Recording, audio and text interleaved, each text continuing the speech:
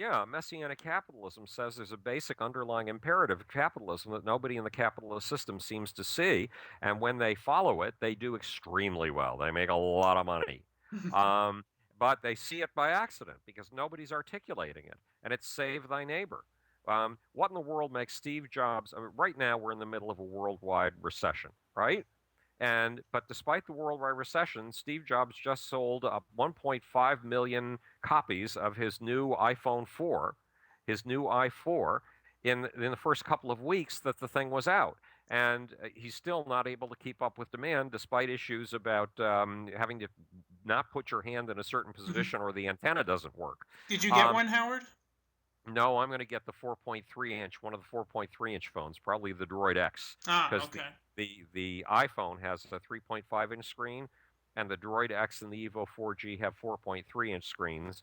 And since I love my computer screen and I love being online, Right. um, I want to be able to see. For God's sakes, I don't want to have to squint. Right. Uh, so at any rate, yes, we should have a new phone company for these new phones called Squint. But at any rate, the point is that somebody like Steve Jobs really knows how to save his neighbor. There are people doing things with iPhones, and there have been for the last 3 to 4 years, that no human in history ever imagined before. David, if you and I had been sitting around in 1980 and you had said to me, Howard, someday, you know those big clunky things that are attached to the walls, telephones, and you have to go home in order to make a phone call, and you have to stay home if you're expecting a phone call from somebody, and you can't go to the store, and when you're out on the street and you're supposed to meet somebody on a certain corner and you can't find them, there's no way in hell you can call them unless you can find a phone booth. But of course, since they are not going to be at a phone booth, they're going to be looking for you. There's no way they're ever going to get your call. What are you going to do? Call them at home and hope that they run home in order to get your phone call? I mean, those were the bad old days. How did you And manage? I have no clue. I really don't have a clue. But what we've done, and this is one of the major points of the genius of the beast, is by constantly saving and upgrading our neighbors, we change what it means to be a human being in ways that are so drastic, so astonishing that they utterly defy belief. We walk around moping and say, "Oh my God, we're the worst civilization in the history of mankind, and we've killed more humans than any other human, and we've perpetrated more cruelties than any other human." And you have to be utterly deaf, dumb, and blind to history to think that. In World War One, 200,000 men were killed in 3 days in the Battle of the Somme, and that's just Englishmen. That doesn't include the Frenchmen. That doesn't include the Germans. 200,000 people. In other words, more men were killed in a couple of days in World War II than have been killed in the entire Afghanistan and Iraq war. The Afghanistan and Iraq war, as horrible as they are, nobody should ever be picking up their boots and stomping through anybody else's doorway and going through a house and tossing it using guns. That should never happen. And no civilian, no innocent civilian should ever die in war. And guess what? No soldier armed with a gun should ever die in war either. Humans should not die. It's as simple as that. But the fact remains that even though people are dying and horrible things are happening, the degree of horror is so much infinitesimally smaller than the horror of World War I, which took place less than 100 years ago.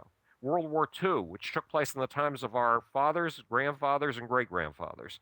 That it's ridiculous. It's absurd. So we have been on a steady path upward, and it's a path that has been decreasing your potential for dying a violent death dramatically. And again, imagine being the empire of the Persia or the emperor of the Persian Empire in 2500 BC. And you could have absolutely anything you wanted at the flick of a finger. Absolutely anything you wanted. Could you call your friend, the emperor of, or your enemy, the emperor of Rome, and have a casual conversation while you were laying there in your harem, stripping all kinds of girls? No, you could strip all kinds of girls, and that's not as easy today as it was back then. It's not as easy to become the one man in the world who has the privilege of stripping 1,300 girls in a lifetime. That's harder these days. Although some basketball stars have claimed to have outdone those figures. Wilt Chamberlain, yeah. Yeah, so maybe it's not harder than it was back then. Maybe it's easier because Wilt Chamberlain didn't have to kill anybody in order to get those girls. And the emperor of Persia and the Roman emperor had to kill all kinds of people. Of course, the Roman emperor didn't get to have a big harem like that. But the Yeah. fact is, no, you couldn't simply get on your cell phone and call your friend, the emperor of Rome, or your enemy, the emperor of Rome, and have a simple conversation. You couldn't get online with him on Skype. I mean, on February 1st, I put together a meeting between the former president of India, Dr. APJ Kalam, and Buzz Aldrin. Buzz Aldrin was in LA. The former prime minister of India, we didn't even have to know what city he was in. He was in some city in India. It didn't matter. And we had an hour-long conversation that cost us zero money. Just 20 years ago, do you know how much that phone call would have cost you on good old Bell's telephone? Oh, Or geez. 30 years ago? Yeah, you couldn't have afforded it. I couldn't have afforded it. I was doing this as a volunteer. I couldn't have afforded the hundreds and hundreds of dollars that call would have cost, and going through all the international operators and all that nonsense. But instead, I could have put Buzz on and APJ Kalam on, Dr. Kalam, by video conference. It would have been easy. All I would have had to do is tell him, go up to the right hand corner of your Skype screen and hit that little blue thing with the little icon that's a picture of a camera. These were absolutely impossible things. And we don't recognize that we have amplified human powers beyond all belief in just the last 30 years. Give me a break already. What is our obligation then as capitalists? Is to amplify human powers even more in the next 3 years, the next 13 years, and the next 30 years. That is our obligation. And to the extent that we do it, we will make a fortune. And to the extent that we don't do it, sorry, we'll just have to work for somebody else who knows how to do it and Hmm. makes a fortune.